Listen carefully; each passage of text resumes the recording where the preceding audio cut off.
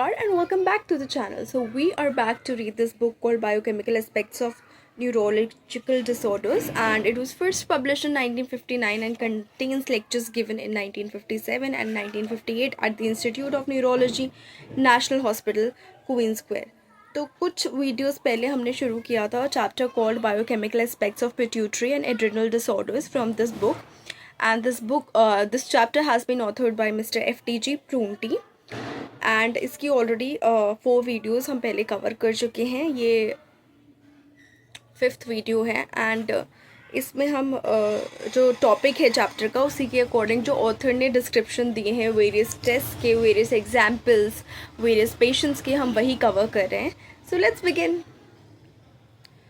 तो ऑथर का कहना है कि बहुत सारे रीजंस की वजह से जो मेथड्स थे एम्प्लॉइंग एग्जामिनेशन ऑफ यूरिन वो कंसिडर किए गए थे, लेकिन साथ में इक्वली पॉसिबल था to make similar observations using methods of blood assay. और उसमें ये भी ध्यान रखना था जो मेथड्स ऑफ ब्लड एसे थे उनको अप्लाई करना इतना आसान नहीं था जितना यूरिन के साथ था. They were not quite so readily applicable as those for urine. लेकिन ब्लड एसे के लिए भी 2 मेन जो है मेथड्स रखे गए थे. एक मेथड में पोर्टर सिबलर रिएजेंट एम्प्लॉय किया जाता था जो रिएक्ट करता था with hydrocortisone and compounds of a similar nature. ये मेथड जो है मोस्ट रेगुलरली एम्प्लॉय किया जाता था एंड एक गुड मेजर दे देता था of free hydrocortisone in plasma. जो दूसरा मेथड था वो पेपर क्रोमेटोग्राफी एम्प्लॉय करता था एंड पर्टिकुलरली वैल्यूएबल रहता था इन डिफ्रेंशिएटिंग इंडिविजुअल मेटाबोलाइट्स. अब पेपर क्रोमेटोग्राफी दर्शाने के लिए ऑथर ने यहाँ पे एक एग्जांपल दिया गया है और एक फिगर भी दी हुई है जिसमें 2 स्ट्रिप्स दी हुई हैं उन्होंने. एंड यस, तो जो इसमें क्रोमेटोग्राफी जो है अप्लाई की गई है to blood of the guinea pig. Top strip पे ब्लड वो वाला है कौन सा, a strip from a guinea pig which has been injected with corticotropin. Top में वो वाली ऊपर वाली स्ट्रिप वो है एंड इसमें shows a large spot due to hydrocortisone. I will attach the figure here. And top वाली स्ट्रिप पे जो है ऑलरेडी गिनी वो वाला ब्लड लिया गया है उस वाले गिनी पिग से जो जिसको ऑलरेडी कॉर्टिकोट्रोपिन इंजेक्ट किया गया है. तो उस पर जो स्पॉट है वो हाइड्रोकॉर्टिसोन की वजह से है. जो नीचे वाली स्ट्रिप है तो वो उसमें जो स्टैंडर्ड्स हैं वो कॉर्टिसोन के हैं, हाइड्रोकॉर्टिसोन के हैं एंड कॉर्टिकोस्टेरॉन के हैं.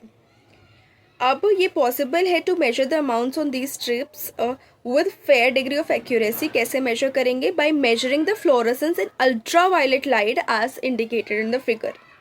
और to bring out the fluorescence steroids are treated with sodium hydroxide and heated. ये उस वक्त का प्रोसीजर यूज़ किया गया था. पहले स्ट्रिप में जो कॉर्टिकोट्रोपिन इंजेक्टेड गिनी पिग से ली गई थी उसमें हाइड्रोकॉर्टिसोन डिस्कवर किया गया एंड दूसरे स्ट्रिप में तीनों चीज़ें डिस्कवर की गई, कॉर्टिसोन, हाइड्रोकॉर्टिसोन एंड कॉर्टिकोस्टेरॉन. अब ये जो by the use of methods for blood patients जो है can be classified in a similar way to that already discussed. पिछली वीडियोस में जैसे डिस्कस किया है तो उन्हीं वेज में हम पेशेंट्स को क्लासिफाई कर सकते हैं. एडिसन्स डिजीज़ के केसेस में blood level of hydrocortisone is usually subnormal and fails to rise when corticotropin is slowly infused intravenously during several hours. Edison's disease में राइज नहीं होगा हाइड्रोकॉर्टिसोन का लेवल, सब नॉर्मल ही रहता है. कुशन सिंड्रोम के केस में जिसमें हाइपरप्लास्टिक एड्रिनल्स होंगे द रेस्टिंग लेवल्स में be raised and the rise in response to corticotropin is usually greater than normal. Blood hormone level जो है कंसिडरेबली रेज्ड हो सकती है इन इमोशनल स्टेट्स. अब एक और एस्पेक्ट है एड्रिनल प्रॉब्लम का which is of great interest. Hyperplastic condition of the adrenal cortices जो कि विरलिज्म प्रोड्यूस करती हैं स्पेशली इन चिल्ड्रन. यानी जो विरलिज्म का अर्थ है कि जो मेल कैरेक्टरिस्टिक्स जो है डेवलप हो जाते हैं फीमेल्स में, पर्टिकुलरली इन चिल्ड्रन. ऐसा पाया गया है तब कि जो ये चिल्ड्रन होते हैं excrete excessive amounts of 17 ketosteroid in the urine, often secrete little hydrocortisone.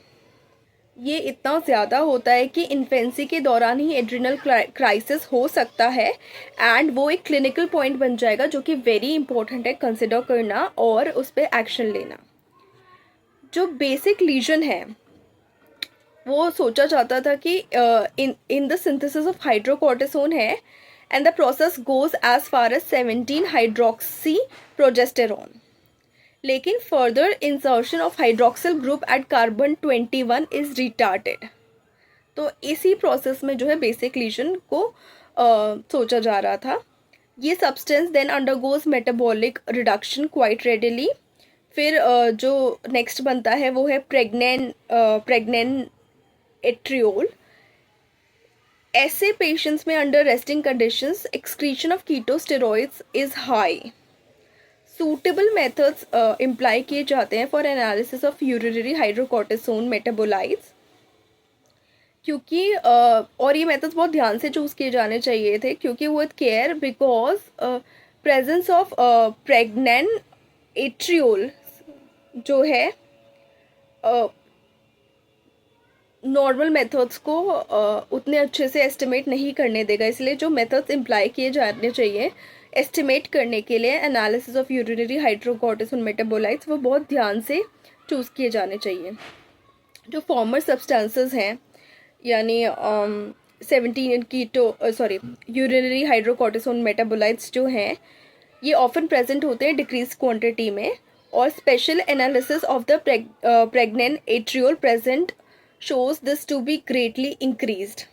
Pregnant arteriole बहुत ज़्यादा इंक्रीज्ड होता है और इसीलिए स्पेसिफिक मेथड्स चाहिए होते हैं यूरिनरी हाइड्रोकोर्टिसोन मेटाबोलाइट्स को फाइंड करने के लिए।